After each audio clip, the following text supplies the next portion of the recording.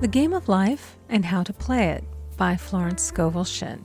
Chapter 5, The Law of Karma and the Law of Forgiveness. Man receives only that which he gives. The game of life is a game of boomerangs. Man's thoughts, deeds, and words return to him sooner or later with astounding accuracy. This is the law of karma, which is Sanskrit for comeback. Whatsoever a man soweth, that shall he also reap. For example, a friend told me this story of herself, illustrating the law. She said, "I make all my karma on my aunt. Whatever I say to her, someone says to me.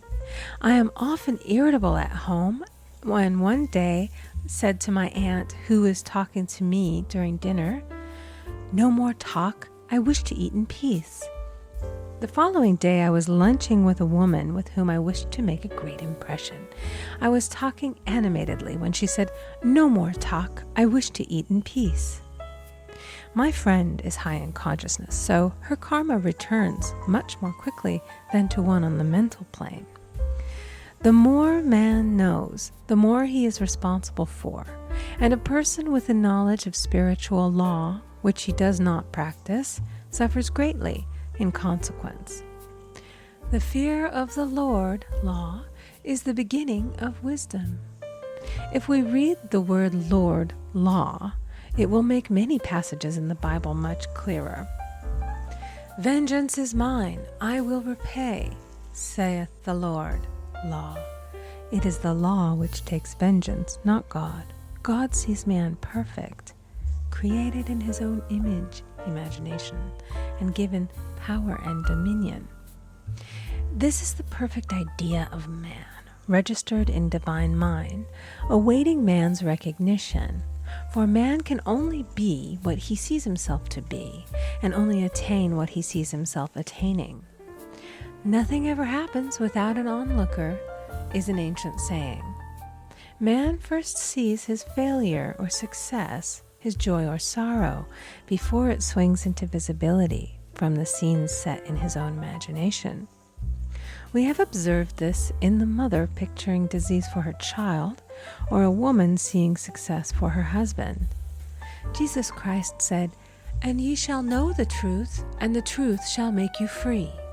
So we see freedom from all unhappy conditions comes through knowledge, a knowledge of spiritual law. Obedience precedes authority, and the law obeys man when he obeys the law. The law of electricity must be obeyed before it becomes man's servant. When handled ignorantly, it becomes man's deadly foe. So with the laws of mind. For example, a woman with a strong personal will wished she owned a house which belonged to an acquaintance, and she often made mental pictures of herself living in the house. In the course of time, the man died, and she moved into the house. Several years afterwards, coming into the knowledge of spiritual law, she said to me, "Do you think I had anything to do with that man's death?" I replied, "Yes, your desire was so strong, everything made way for it. But you paid your karmic debt. Your husband, whom you loved devotedly, died soon after, and the house was a white elephant on your hands for many years." The original owner, however, could not have been affected by her thoughts had he been positive in the truth, nor her husband, but they were both under karmic law. The woman should have said, feeling the great desire for the house, "Infinite intelligence, give me the right house, equally as charming as this, the house which is mine by divine right." The divine selection would have given perfect satisfaction and brought good to all. The divine pattern is the only safe pattern to work by. Desire is a tremendous force and must be directed in the right channels, or chaos ensues. In demonstrating, the most important step is the first step, to ask aright. Man should always demand only that which is his by divine right. To go back to the illustration, had the woman taken this attitude, "If this house I desire is mine, I cannot lose it. If it is not, give me its equivalent. The man might have decided to move out harmoniously had it been the divine selection for her, or another house would have been substituted. Anything forced into manifestation through personal will is always ill-got and has ever bad success. Man is admonished, "My will be done, not thine." And the curious thing is, man always gets just what he desires when he does relinquish all personal will, thereby enabling infinite intelligence to work through him. Stand ye still and see the salvation of the Lord. Law. For example, a woman came to me in great distress. Her daughter had determined to take a very hazardous trip, and the mother was filled with fear. She said she had used every argument, had pointed out the dangers to be encountered, had forbidden her to go, but the daughter became more and more rebellious and determined. I said to the mother, "You are forcing your personal will upon your daughter, which you have no right to do, and your fear of the trip is only attracting it, for man attracts what he fears." I added, "Let go and take your mental hands off. Put it in God's hands and use this statement: I put this situation in the hands of infinite love and wisdom.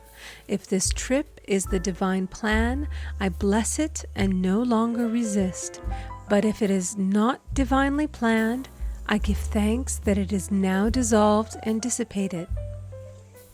A day or two after that, her daughter said to her, "Mother, I have given up the trip," and the situation returned to its native nothingness. It is learning to stand still which seems so difficult for man. I will deal more fully with this law in the chapter on non-resistance. I will give another example of sowing and reaping, which came in the most curious way. A woman came to me saying she had received a counterfeit $20 bill given to her at the bank. She was much disturbed, for, she said, "The people at the bank will never acknowledge their mistake." I replied, "Let us analyze the situation and find out why you attracted it." She thought a few moments and exclaimed, "I know it. I sent a friend a lot of stage money just for a joke." So the law had sent her some stage money, for it doesn't know anything about jokes. I said, "Now we will call on the law of forgiveness and neutralize the situation." Christianity is founded upon the law of forgiveness. Christ has redeemed us from the curse of the karmic law, and the Christ within each man is his redeemer and salvation from all inharmonious conditions. So I said, "Infinite Spirit, we call on the law of forgiveness and give thanks that she is under grace and not under law, and cannot lose this $20, which is hers by divine right." Now, I said, go back to the bank and tell them, fearlessly, that it was given you there by mistake. She obeyed, and to her surprise, they apologized and gave her another bill, treating her most courteously. So knowledge of the law gives man power to rub out his mistakes. Man cannot force the external to be what he is not. If he desires riches, he must be rich first in consciousness. For example, a woman came to me asking treatment for prosperity. She did not take much interest in her household affairs, and her home was in great disorder. I said to her, "If you wish to be rich, you must be orderly. All men with great wealth are orderly, and order is heaven's first law." I added, "You will never become rich with a burnt match in the pincushion." She had a good sense of humor and commenced immediately putting her house in order. She rearranged furniture, straightened out her bureau drawers, cleaned rugs, and soon made a big financial demonstration, a gift from a relative.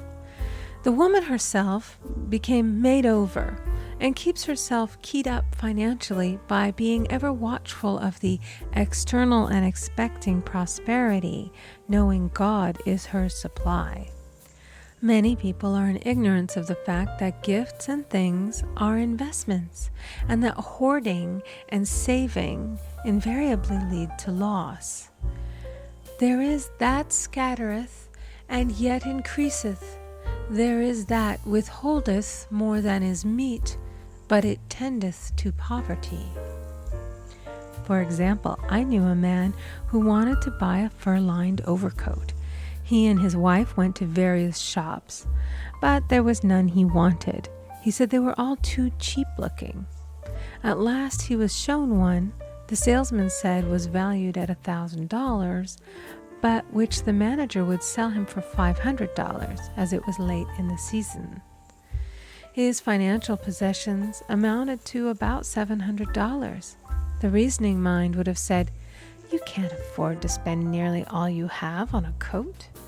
But he was very intuitive and never reasoned. He turned to his wife and said, "If I get this coat, I'll make a ton of money." So his wife consented, weakly. About a month later, he received a $10,000 commission. The coat made him feel so rich, it linked him with success and prosperity. Without the coat, he would not have received the commission. It was an investment paying large dividends. If man ignores these leadings to spend or to give, the same amount of money will go in an uninteresting or unhappy way. For example, a woman told me on Thanksgiving Day she informed her family that they could not afford a Thanksgiving dinner. She had the money, but decided to save it. A few days later, someone entered her room and took from the bureau drawer the exact amount the dinner would have cost. The law always stands back of the man who spends fearlessly with wisdom. For example, one of my students was shopping with her little nephew. The child clamored for a toy, which she told him she could not afford to buy. She realized suddenly that she was seeking lack and not recognizing God as her supply. So she bought the toy and on her way home picked up in the street the exact amount of money she had paid for it. Man's supply is inexhaustible and unfailing when fully trusted, but faith or trust must precede the demonstration. According to your faith be it unto you. Faith is the substance of things hoped for and the evidence of things not seen. For faith holds the vision steady, and the adverse pictures are dissolved and dissipated, and in due season we shall reap, if we faint not. Jesus Christ brought the good news, the gospel, that there was a higher law than the law of karma, and that law transcends the law of karma. It is the law of grace or forgiveness. It is the law which frees man from the law of cause and effect, the law of consequence. Under grace, not under law. We are told that on this plane, man reaps where he has not sown. The gifts of God are simply poured out upon him. All that the kingdom affords is his. This continued state of bliss awaits the man who has overcome the race or world thought.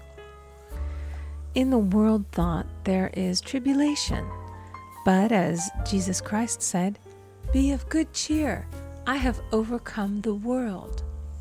The world thought is that of sin, sickness, and death. He saw their absolute unreality and said, "Sickness and sorrow shall pass away, and death itself, the last enemy, be overcome." We now know, from a scientific standpoint, that death could be overcome by stamping the subconscious mind with the conviction of eternal youth and eternal life. The subconscious, being simply power without direction, carries out orders without questioning. Working under the direction of the superconscious, the Christ or God within man, the resurrection of the body would be accomplished. Man would no longer throw off his body in death.